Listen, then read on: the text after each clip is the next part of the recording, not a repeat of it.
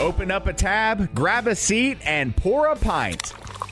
It's time for the Beer Guys Radio Show. You want free beer? Go to the brewery. Dedicated to the art, science, and enjoyment of craft beer. Yo, what's wrong with the beer we got? Now, here are your hosts, Tim Dennis and Aaron Williams. And welcome to the Beer Guys Radio Show. Visit us online at beerguysradio.com. We are radio for the local craft beer movement, broadcasting from our flagship studios at AM 920 The Answer in lovely Buckhead, Atlanta.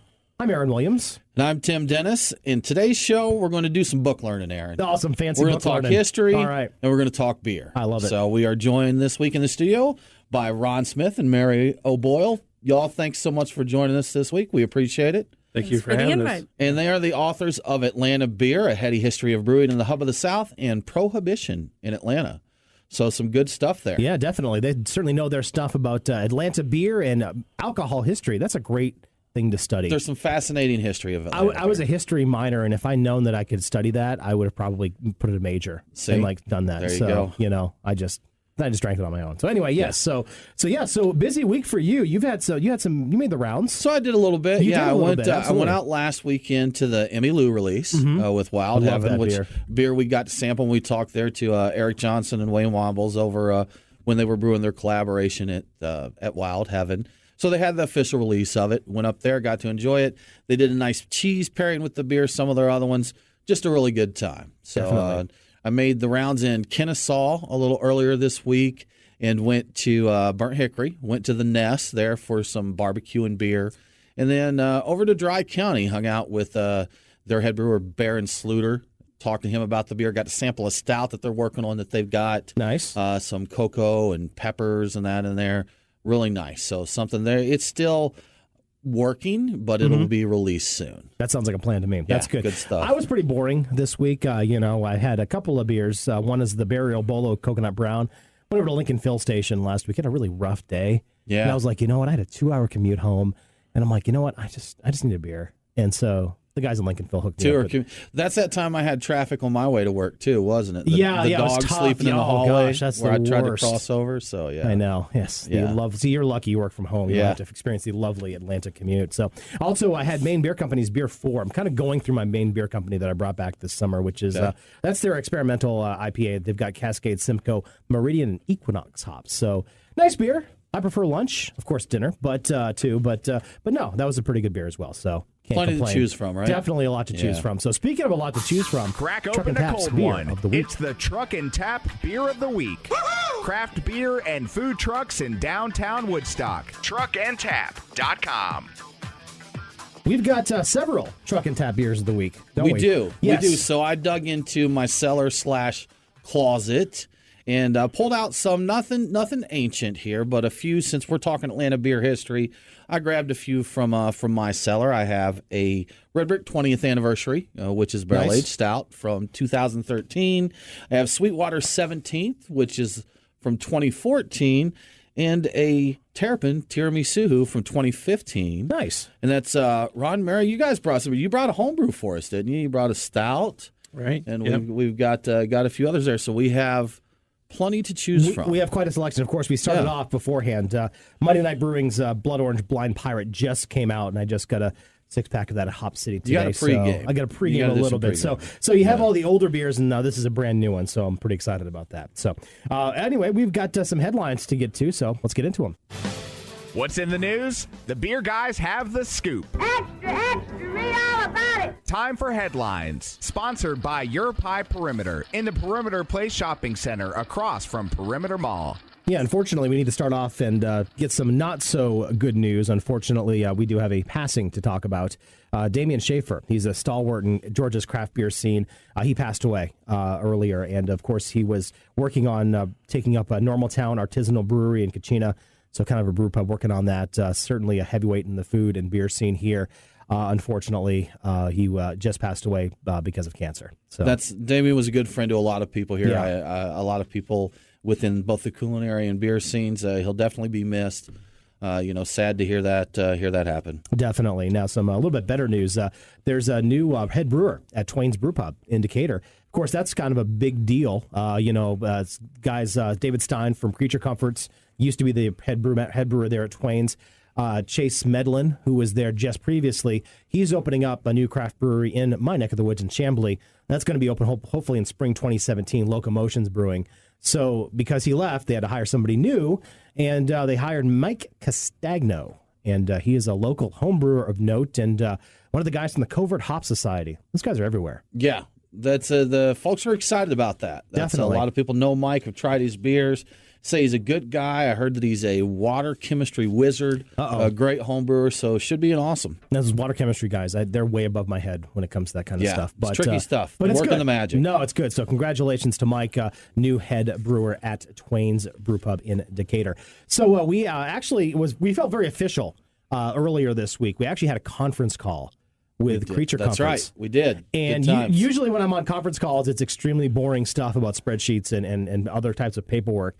But we got to talk to guys about beer. Beer. That's right. So fill us in. What do we talk about? So Creature Comforts has a new project they're working on. And project's not really the right word. They've expanded their space. They've got a new brewing vessel in there, and they've taken a bright tank and a fermenter and dedicated them to the innovation project, which is the method that they're going to use going forward to come up with new beers, to try out some new things there at the brewery. The results of this innovation project are going to be available in limited draft within the brewery, very, very limited in accounts outside of the brewery, and available in cans at the brewery for to-go souvenirs. Very nice. So they've already announced the first beer from that program will be Crescendo, an IPA, using a new hop, Grüngeist. Green Ghost. There you go. So from Germany. It should be a tropical fruity beer. So they've got a couple more that are already planned, a double IPA and a coffee stout. So it should be a really cool way for Creature Comforts to get some more beers out. Definitely, and again, that's going to be sort of a thing they're going to do at the tap room themselves. So,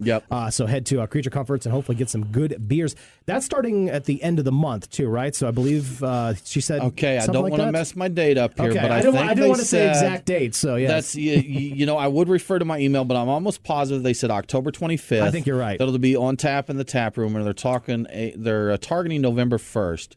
For the cans to be available. Yeah, so don't blame them if it's wrong. So you may want to check with them first. Verifying those dates. Exactly. You got to do that. Well, precision matters. See, exactly, right. That's right. So we do know the dates, though, for something new that happened, too. Terrapin and Fox Brothers, they're going to have a restaurant, and Terrapin has got a brew lab at the new Brave Stadium at SunTrust Stadium they're building right now. So spring 2017 looks like Terrapin is going to be the beer of choice for people, because the SunTrust Park, of course, will be a park, of course, the Atlanta Braves Stadium, but they'll also kind of have like a downtown Disney type of strip mall area where they've got food and a bunch of other stuff that'll be open year round. And so these, Aaron, if I remember correctly, I've seen some of the renderings. You'll actually be able to go to that tap room and microbrewery brew lab outside of the games, right? Exactly. You don't have to go in, like with the current Turner Field, you've got to go in to go to everything. This will be accessible outside of the stadium. Yeah, this will be open year-round. From cool. We talked to Spike earlier at an event at the Fox Brothers, and they said that, it'll be year-round, and he's excited because they're going to have a new pilot system which they've never had before. So they're able to kind of try out some new things and test it out. And so it's again, a good fit for Spike and those guys. Very cool. That's fun. And finally, Matthew, of course, the big hurricane that rolled on through the coastal area, affected Savannah. Of course, and that was the thing. So the folks from Connect Savannah kind of did a roll call for all the craft beer distributors and breweries in the area. The good news is it looks like pretty much everyone escaped unscathed from Matthew. Southbound said they didn't really have any issues out there. Most of the employees had some damage, but other than that, they were good. Coastal Empire didn't really have a lot of problems either. The only significant problem was at Service. Of course, Service has their Lincoln's Gift, which is their oyster stout. They said that they're going to be delayed a little bit in getting that out. They wanted to get a November 5th release, but due to the storm, basically kept the oysters from developing correctly, right, or them harvesting it. Okay. So their oyster distributor won't be able to get them to them. So expect to see a delay on that Lincoln's Gift. I've heard that's a big thing with those storms that come through. It really does shake up, the oyster beds and that. Yeah, definitely. So, that's headlines, and we're going to take a break right now, and we're going to crack open a Truck and Tap Beer of the Week, talk with Ron Smith and Mary O'Boyle. Plus, we'll have the Whale of the Week coming. Stay tuned. You listen to the Beer Guys Radio Show. We'll be back after this. I'm Garrett Lockhart, President and Brewmaster at Red Brick Brewing, and you're listening to the Beer Guys Radio Show. The Beer Guys are back right after this. Morgan and Lisa with Your Pie Perimeter here. We'd like to invite you to our store for a beer. Is there anything better than pizza? Yep, brick oven pizza that's made fresh and paired with a cold craft beer. That's what you get at Your Pie Perimeter, located in the Perimeter Place Shopping Center by Perimeter Mall. It's the perfect place to relax on the patio with a pint after work or bring the family in. Follow Your Pie Perimeter on Facebook for all our beer events and specials, including beer tastings that you won't find anywhere else. That's Your Pie Perimeter, located in Perimeter Place Shopping Center next to Chipotle. Tell them that the Beer Guy sent you. Hey, it's Aaron. I want to give a quick shout out to our newest sponsor. It's HopSpot Beer Tours of Atlanta. Now, there's a lot of tours out there, but what makes HopSpot Beer Tours different? Well, you get exposure. There's more to Atlanta craft beer than just breweries. A HopSpot Beer Tour gives you the who, what, where, and when to craft beer right here in Atlanta and the state. Education. Whether you're a native, a transplant, or a visitor, you'll always learn something new. And connection. HopSpot connects you to guests, local breweries, and businesses to create those lasting relationships.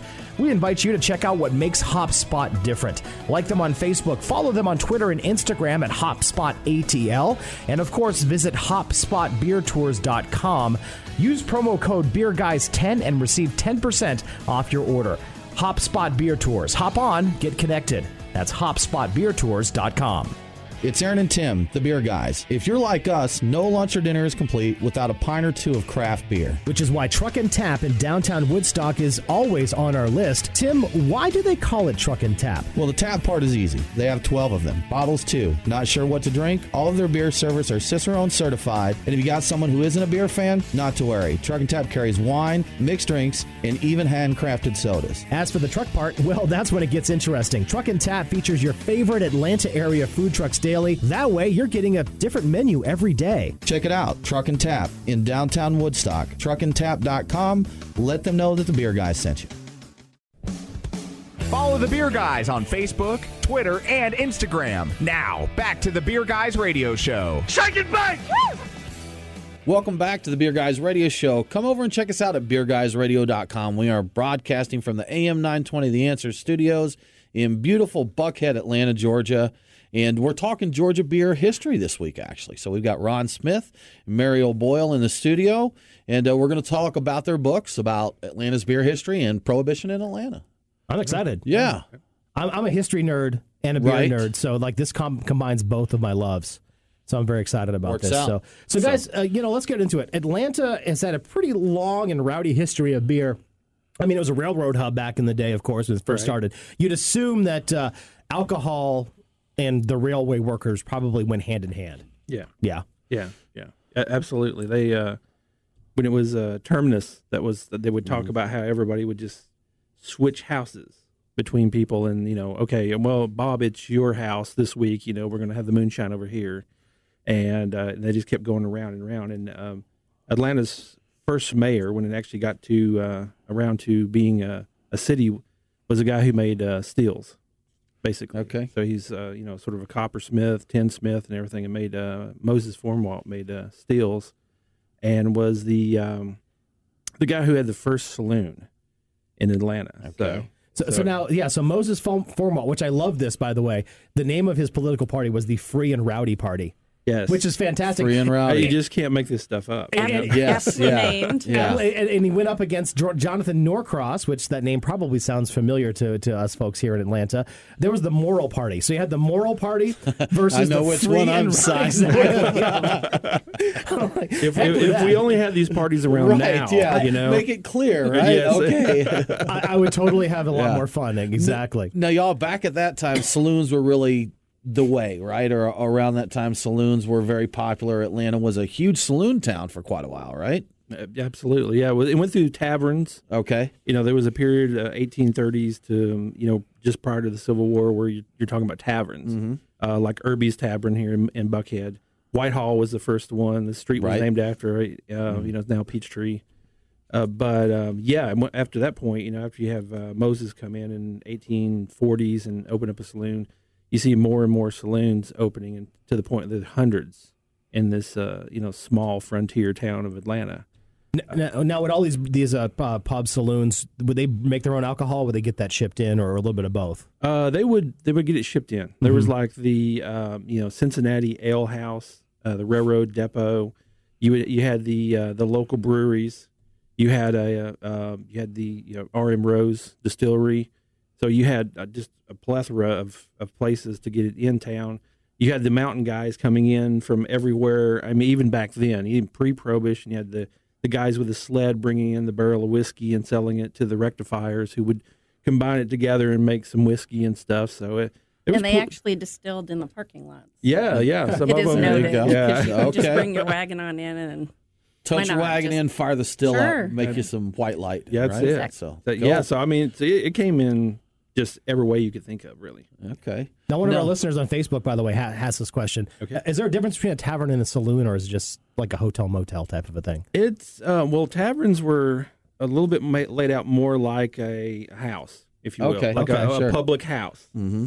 So when you think of the term public house and a pub, and you got nooks and crannies and everything else, and it was more open for travelers. I mean, I was going to say, because bed and breakfast. Right, it was at the crossroads, right? Right. So you'd have people coming through, and that's where a lot of them would spring up, is at the crossroads. Right. Then when people, once this was Terminus, and then people are more fixed, and it's not just a pass-through, right? Mm-hmm. People are staying, then you start to So the saloon style, was that more like we see in the Old West, open, stand-up bar, and kind of... Exactly. And the tavern is kind of almost very similar to like Fido, for example, with a lot of those nicks and crannies and those types of things. Right. Okay. Interesting. Right. Okay. Yeah, more family-friendly the taverns were in the early days, because you had families traveling together and stuff.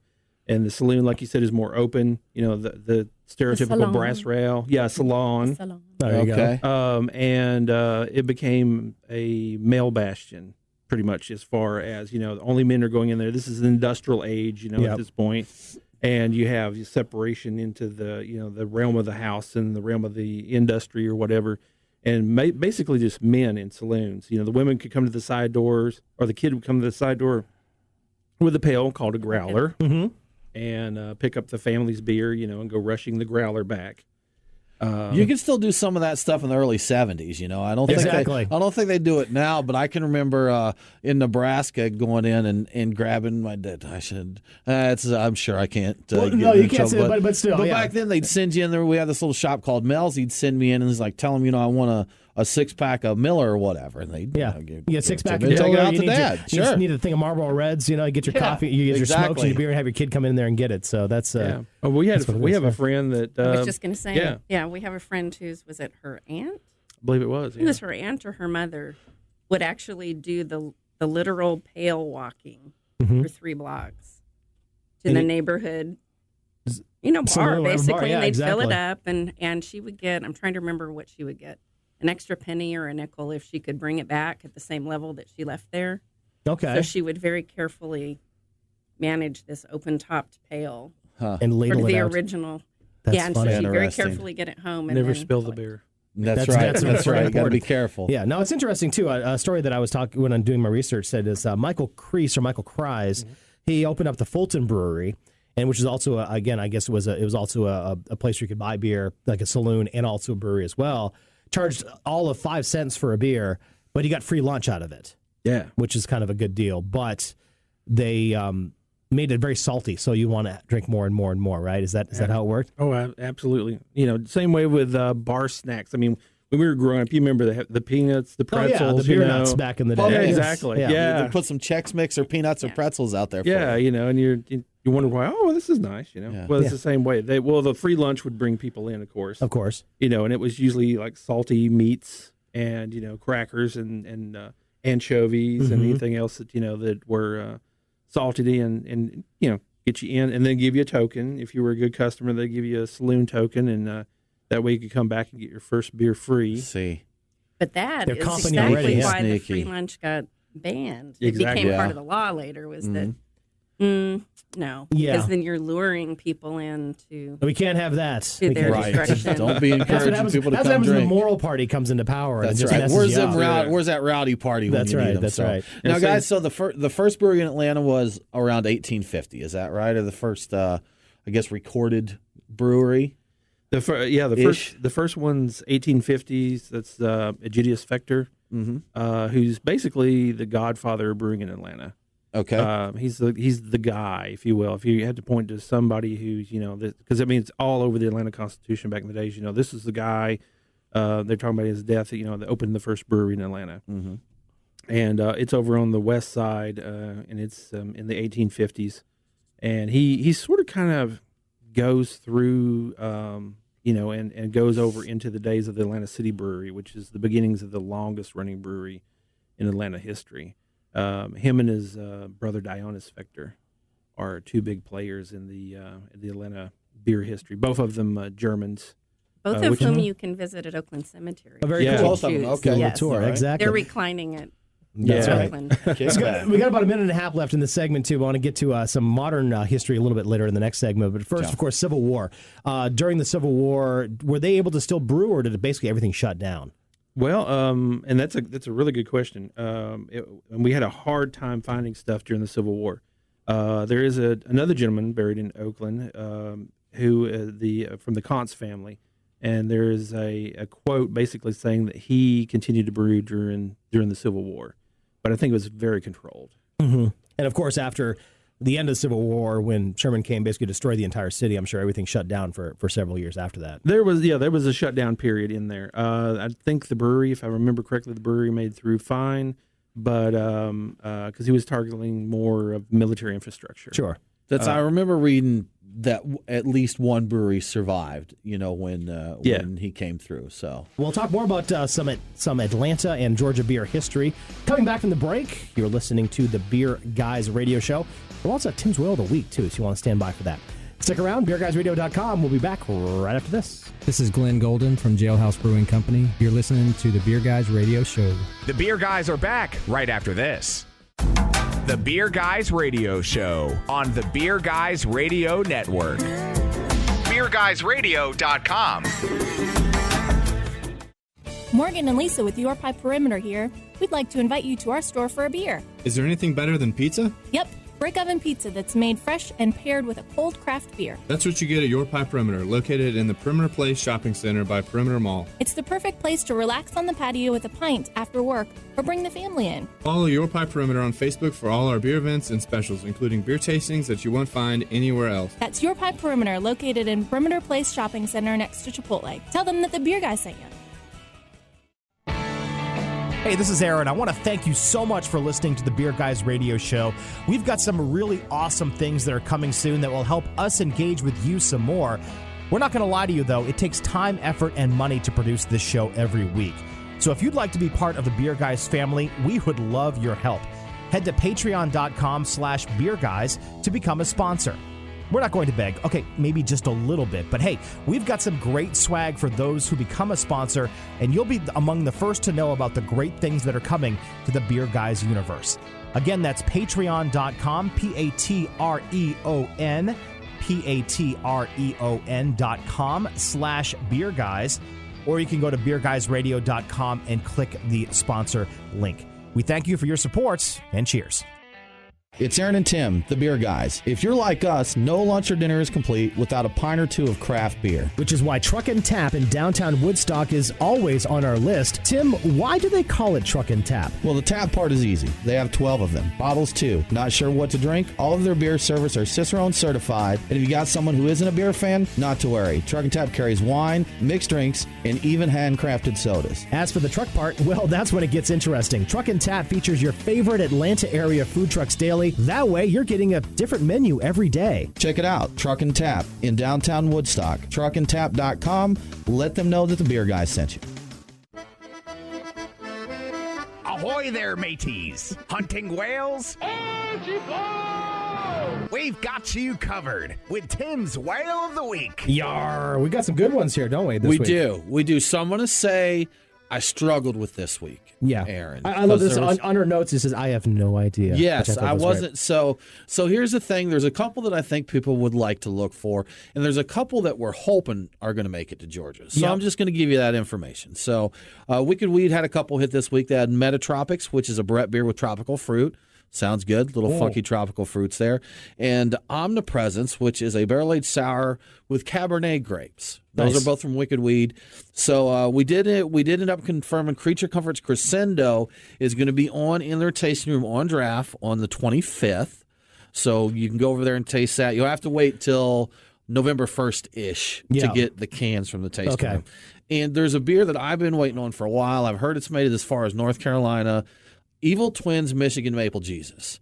So I've heard through the rumor mills that we should get some, but I haven't been able to confirm that. But I'm just going to throw out, if you're looking for wells, keep an eye out for that one this week, and let me know if you see it. Yeah. Because I want some of that. Yeah, definitely. So, buy one extra for Tim. So that's it, man. Yes. Very cool. We'll be back with talking some Atlanta beer history with Ron Smith and Mary O'Boyle, the authors of Atlanta Beer, a Heady History of Brewing in the Hub of the South, and then a brand new one, or a relatively new one, about Prohibition in Atlanta. Thank you for the cues there, Tim. I appreciate that. I want to interject something here. Yes. We're just going to brush the very, very surface of this stuff in our conversations, because I'm looking at our notes here, guys, and I'm skipping over things in that. We're going to touch on this. Go out and get the books, y'all. There's interesting information in here. There's some fascinating history of different locations and beers and breweries and that.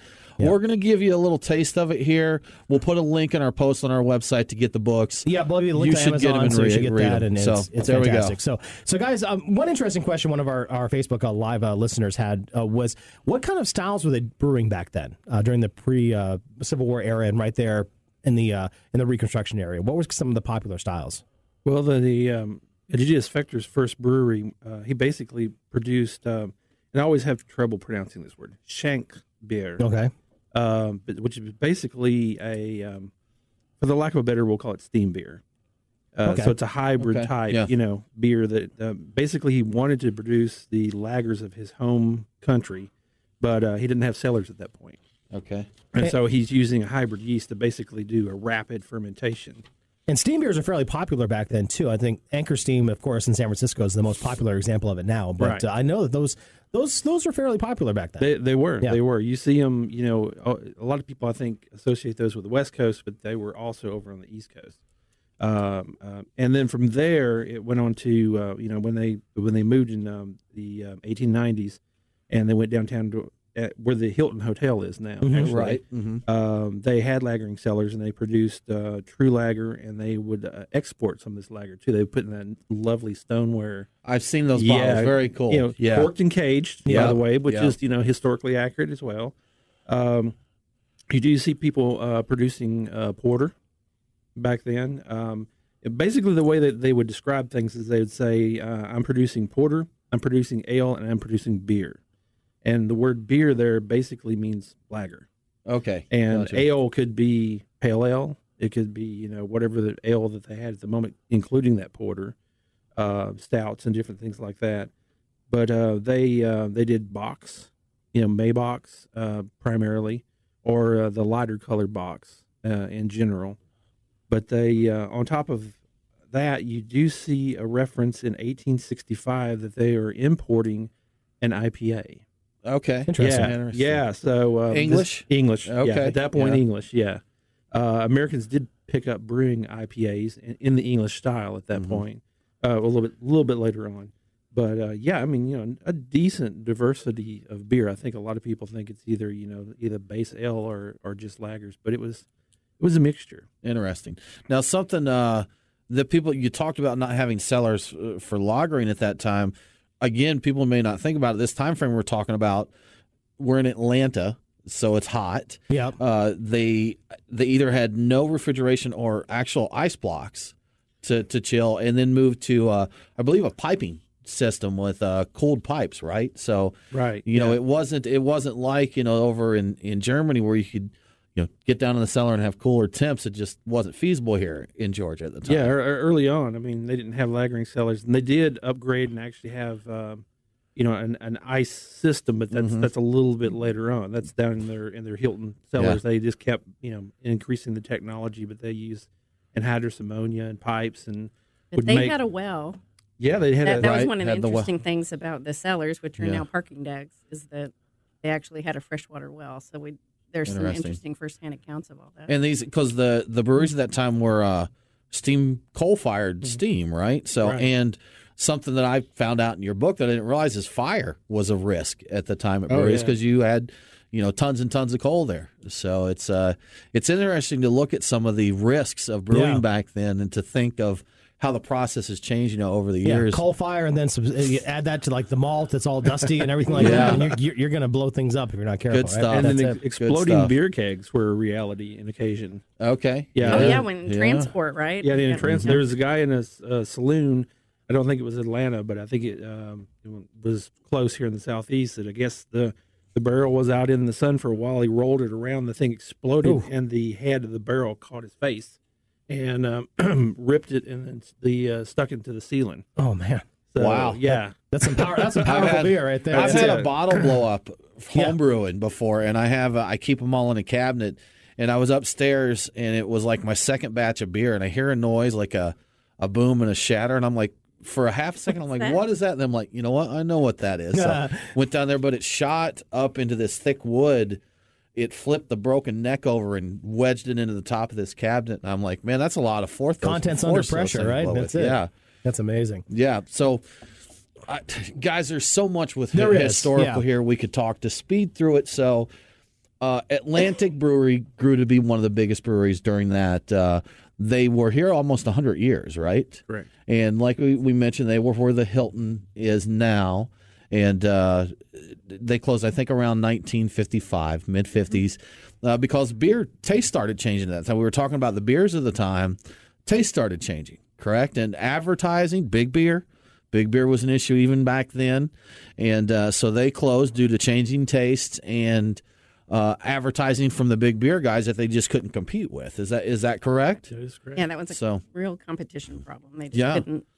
And then we went about 4 decades before we had another brewery in Atlanta. No, we did have Carling that came in the 50s, right? Okay. That Canada 58 to 72. Okay. Mm-hmm. Unfortunately, they tore that building down earlier this year. Oh, okay. Which is, I thought was a bummer. Yeah. It's like, and it's a chain and all that, but it's still, that was, seeing a historic brewery go down is always a sad thing. Yeah, and then and then you went several decades after that, and then finally we have Atlanta Brewing Company opening up in 1993, which we're having one of their beers right now. Their new version is the Red Brick 20th anniversary. Right. So Garrett Lockhart just joined us on Facebook. So hey, Garrett. Garrett, we're enjoying your 20th anniversary beer right now, and it's fantastic. It really has aged well. So, definitely. It's very good. So they opened in 1993, and then you had Marthasville in 94, and then Dogwood, which was Crawford Moran, who now runs 5 Seasons West Side. Spice and Pint. Yep. So in 1996, what kind of started that craft beer boom over again? Was it just these guys starting off anew and coming around?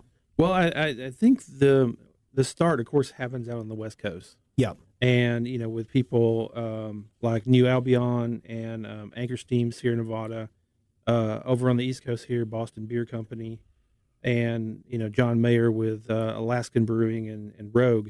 I think that was the inspiration, and as you pointed out, the death of a lot of these regional breweries early on was because they tried to compete with the big boys. Mm-hmm. Well, with the craft beer movement that's coming, in contemporary history, they decided that they were going to compete against the imports and not the big Pilsner guys. Yeah. So they were, edging into the import market. The import market wasn't great. I mean, you're coming over in container ships, hot, everything else. So, that was actually reflected on menus for a while when microbrews at the time came out, because you'd see domestics and imports, and what our micros or crafts are now, fall under that category of imports at the time. Yeah. So. Yeah. Guys, we're going to need to take a quick break here. You listen to the Beer Guys Radio Show. We're talking to Ron Smith and Mario Boyle about Atlanta's beer history, and we will be right back. This is Nick Tanner with Cherry Street Brewing. You're on Beer Guys Radio. The Beer Guys are back right after this. Morgan and Lisa with Your Pie Perimeter here. We'd like to invite you to our store for a beer. Is there anything better than pizza? Yep.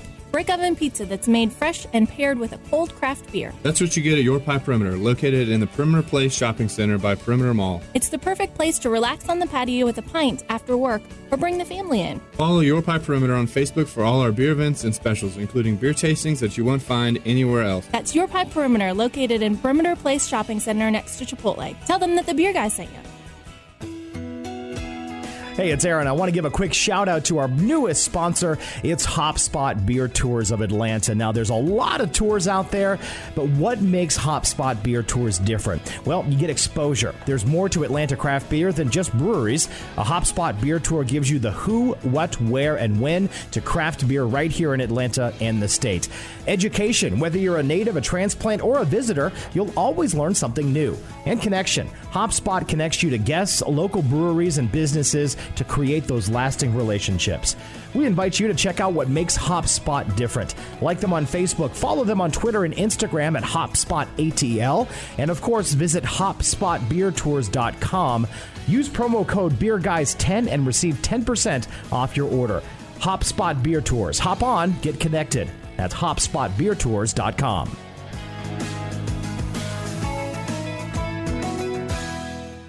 Hey, it's Aaron, and you know what I hate? When I miss a favorite TV show and forget to DVR it. Don't let this tragic tale happen to you when it comes to Beer Guys Radio. Subscribe to us on demand. It is easy. If you've got iTunes, Stitcher, or any other iOS or Android podcast app, search for us, or go to beerguysradio.com, click listen, and you can copy and paste the RSS feed. While you're there, by the way, give us a review. It really helps. That's Beer Guys Radio on demand. Catch it today.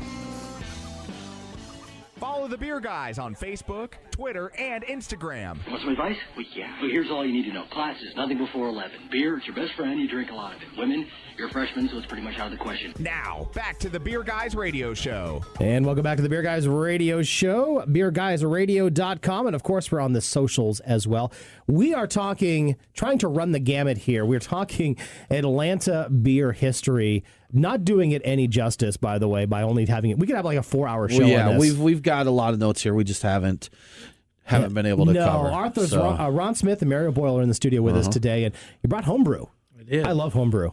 What do we got here? We have a stout, and this is actually I have not brewed a lot. I've done a lot of studying on beer through the years. I mean, techniques and everything, but this is, literally, we're talking my fourth.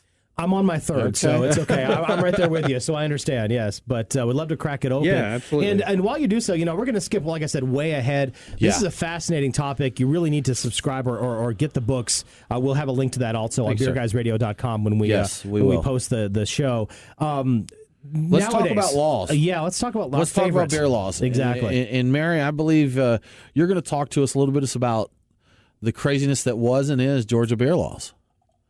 I'm going to try to do this in 1 minute and 37 seconds. You got it. Let's so do we'll this. Let's do this. Okay, so roll back the clock. The first time Fulton County voted itself dry was 1885. Mm-hmm. It didn't. They actually didn't go for the 2-year option renewal because it created great discord in the city. People were not happy, the fors and against, but it was in effect for a year, and it was very messy. Then what happened was we roll forward, and things seemed to calm down, but there were organizations that were gaining a lot of power that started in Ohio. Mm-hmm. You have the Anti-Saloon League that came on board. We have the Women's Christian Temperance Union. I won't go into too much about that, but interesting connections between the suffrage movement and Prohibition movement. Mm-hmm. So just interesting connections that we didn't expect to find. Gotcha. We end up building up to Georgia actually passing restrictive laws long before national prohibition. And that's the part that most people don't realize. So once they got it passed that we're going to do something called local option, which they had to basically vote to have, it means, okay, you municipality get to decide what you're going to do. Right. And you can be more restrictive. You can't be less restrictive than any other laws that were in place, but you could be more restrictive. Sure. So what ended up happening was 1908, we go into a state prohibition that tightens in 1917. Called the Bone Dry Law. It was one of the most restrictive laws all across the country. Because it started as kind of phases, right? You can't drink beer on premise at a saloon. You can't do this. You could have. We talked a little bit earlier about the non-intoxicating beer, which right. I near thought beer would be, was a huge thing. Yeah, but there's a near whole beer for them meant up to 4%, right? So it's nearly beer. We call that session nowadays. Session beers weren't even beer back then. Exactly. So okay. Well, and what ended up happening was with every set of laws, new loopholes got identified and exploited pretty heartily. So the jug train, if you couldn't buy it locally, but there was no restriction not to buy it from somewhere else, then you'd place an order with basically a distributor that would bring it, up from the south, down from the north. So there were trains running alcohol in, basically, because that wasn't restricted. So what ended up happening was over time, these loopholes start getting closed so that, you can't produce it. It can't cross interstate lines. That was actually a federal, a U.S. Postal Service law. So that made it illegal to ship or bring across. Mm-hmm. So you start layering all this stuff in to the point where you couldn't own it.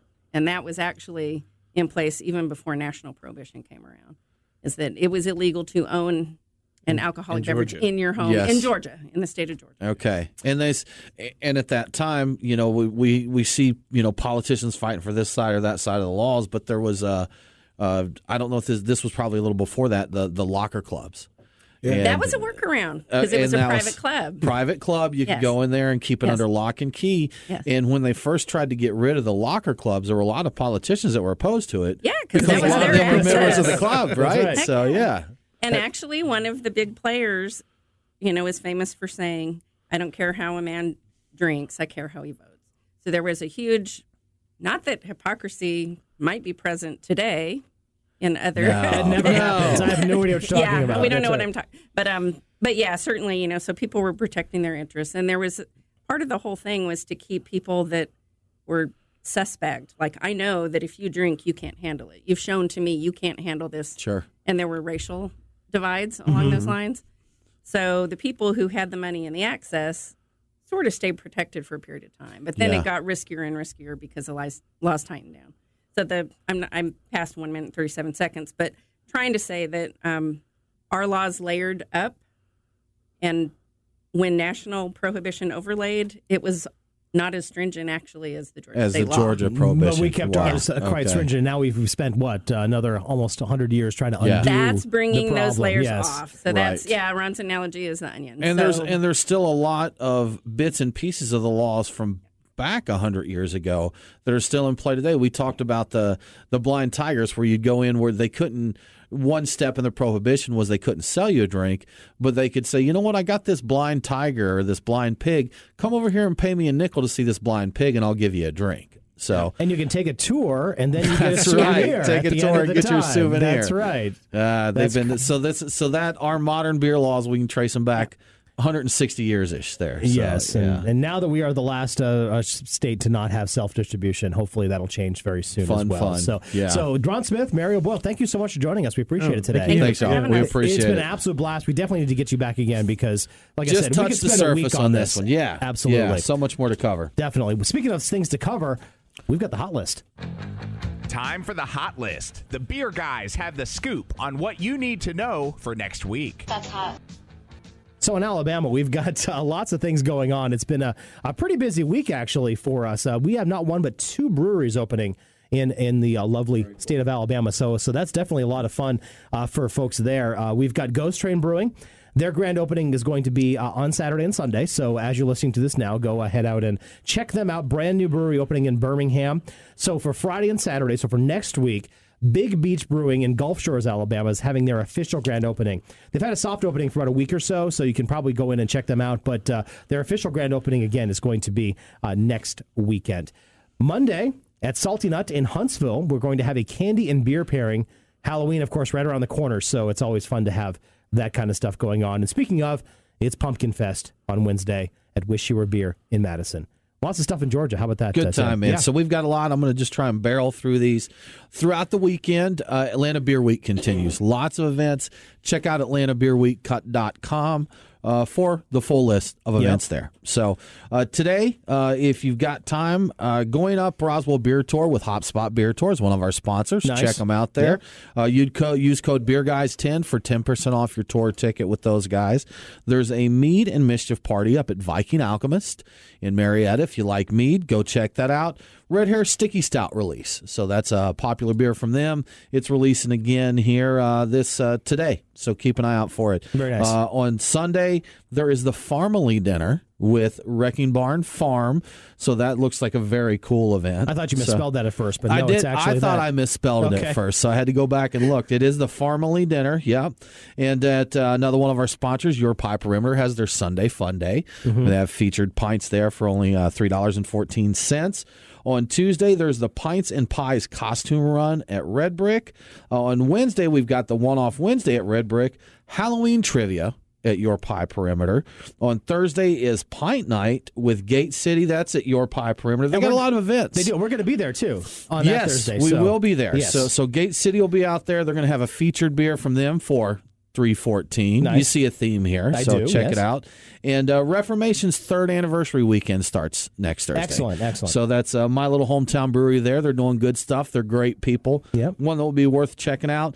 And next Friday, the Unholy Halloween Party at Abbey of the Holy Goats. That sounds spooktacular. Do everything that week. You got your full week planned. And I've got another one to throw in, by the way, on Friday afternoon. Stout Brothers, Smyrna Beer Market.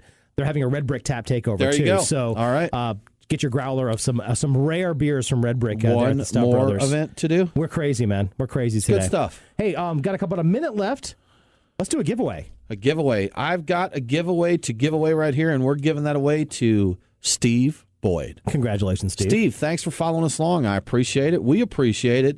Drop us an email to beerguys@beerguysradio.com with your mailing address, and we'll send you a swag pack out. That's right. We got some cool stuff in the swag We cellar. definitely do. Some stuff from guys called Jester King. I just got a box from there. Yeah. So lots of cool stuff there from local breweries and national breweries. Yeah. So if you want to sign up, head to beerguysradio.com. Sign up for This Week in Georgia Beer. You will get a nice list of the things going on, bottle releases and events across Georgia, curated by my friend Tim here, and only once a week. We don't spam you, so sign up for This Week in Georgia Beer and be entered to win our giveaways to give away.